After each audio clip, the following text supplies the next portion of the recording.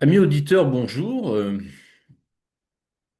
Je vais faire un premier podcast sur les conférences familiales. Je pense qu'il y en aura d'autres après, puisque le sujet est vaste, le sujet est prolifique, productif. Il y a plein de choses à dire, ça bouge.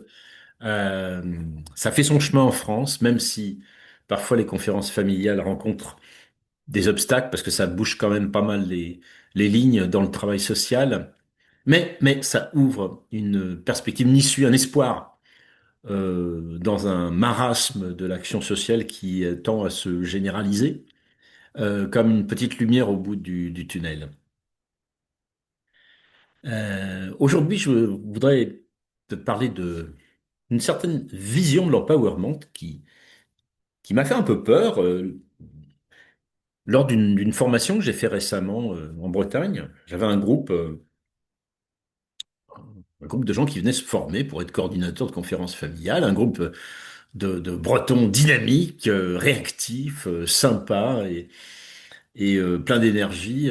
Et parmi eux, il y avait un gars, euh, Sylvain il s'appelle, un éducateur bien réactif, le gars qui a toujours la petite remarque avec l'œil qui frise, éventuellement prêt à accrocher une lacune dans ton discours de formateur ou une grosse bourde, comme on peut en dire parfois.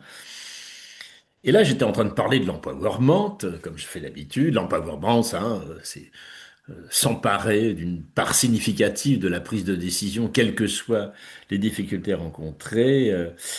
Et là, il a émis une remarque. Il a envisagé que ça pouvait être en quelque sorte une espèce d'arnaque, cet empowerment, comme si on pouvait faire croire à des gens qui sont en grande difficulté qu'ils allaient décider vraiment les choses pour eux-mêmes. Euh, Je dois dire que la question m'a un petit peu déstabilisé sur le coup. Je n'ai pas trop su quoi répondre. Alors, comme je suis un vieux formateur, j'ai un peu botté en touche, quoi. Quand même, ça m'a laissé un doute. Le soir, j'y ai pensé. La nuit, ça m'a agité. Et si l'empowerment n'était qu'un leurre? Tu te rends compte, ça fait plus de 25 ans que je suis en train de travailler sur la question. L'empowerment des conférences familiales. C'est un de mes concepts clés. Et si c'était une arnaque? Oh, oh, non, pas possible. Bon, j'ai continué à cogiter. Et puis finalement, j'ai trouvé une solution à mon problème. Et je suis passé par la comparaison entre les conférences familiales et le mariage. C'est pas la première fois que je fais ça. J'ai déjà utilisé cette comparaison pour la troisième étape de la conférence familiale. Tu sais, c'est quand euh, après le temps familial privé, tout le monde se retrouve avec les professionnels, et puis le plan d'action, il est validé, et tout le monde vient signer le plan d'action. Alors, j'ai certains confrères qui disent que bon, la signature, c'est la famille, parce que l'empowerment, c'est la famille, les professionnels, ils signent pas. Moi, c'est un peu différent.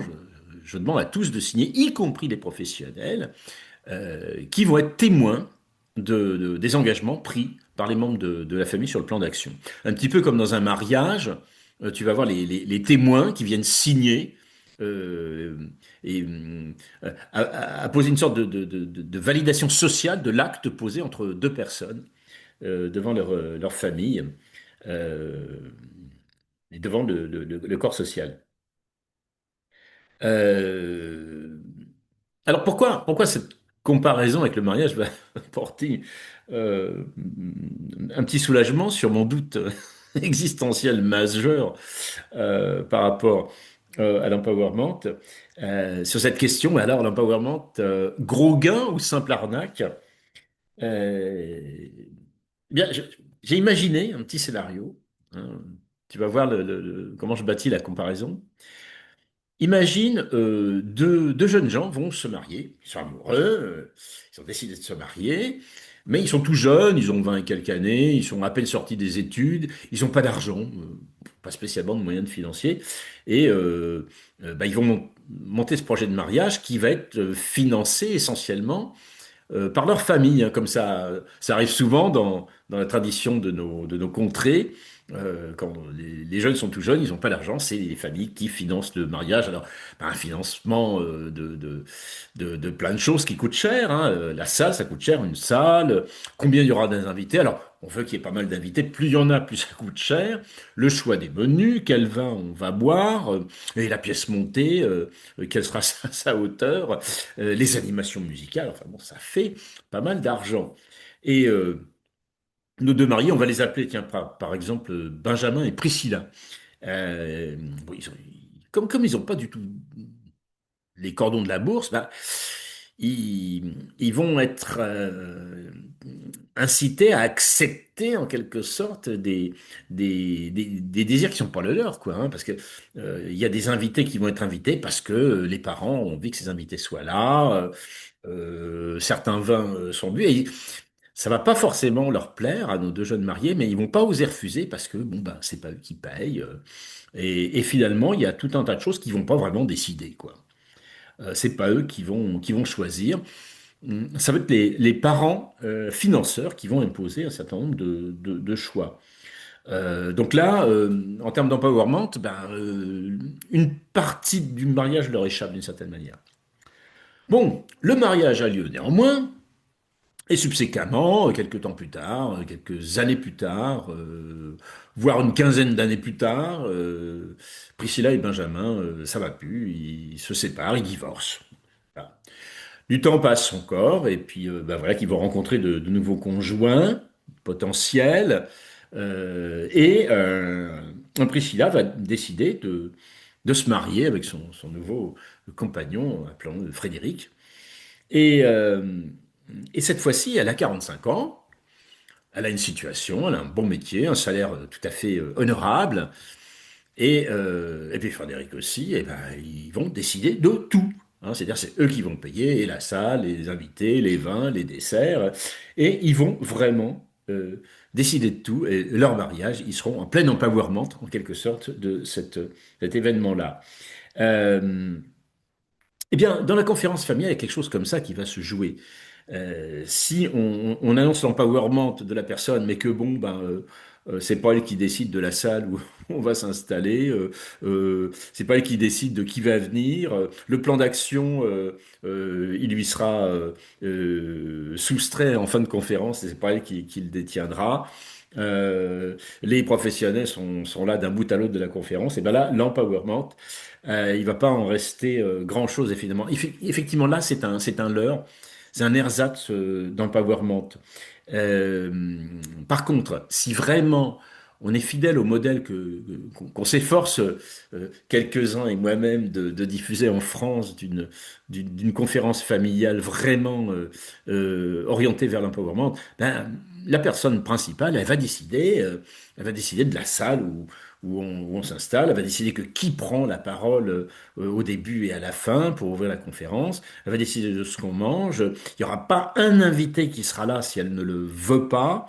Euh, Elle va aussi décider des décorations. On va lui proposer d'amener des objets personnels, ce que j'appelle moi la touche personnelle, hein, si elle le veut bien évidemment, mais si elle fait de la peinture, exposer ses peintures, si elle fait de la musique, jouer un petit morceau de musique, si elle fait du cheval, alors je dirais pas forcément d'amener le cheval, quoique, pourquoi pas, des photos de cheval, des objets équestres. Si elle aime le gospel, et ben chanter du gospel. Partager avec le groupe les chansons qu'elle a envie de partager, envoyer les invitations, faire les invitations, tout un tas d'actes très, très prosaïques, très, très, très concrets qui vont faire que effectivement, elle va avoir le sentiment que c'est vraiment elle qui décide. Et là, c'est gagné. Là, le principe de la conférence familiale va opérer. Et là, euh, effectivement, je comprends la remarque de l'éducateur.